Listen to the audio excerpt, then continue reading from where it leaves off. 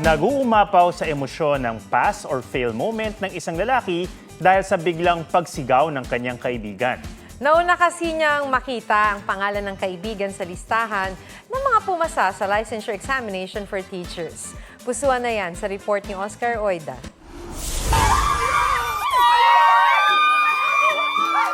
Legit na reaksyon yan ng magkakaibigan. May breaking good news kasi.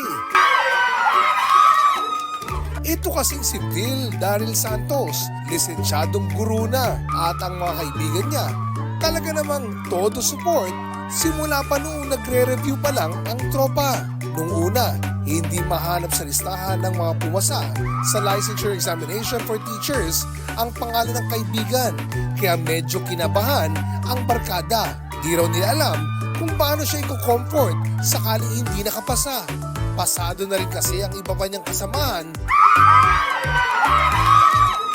Netizens, tila nalitok.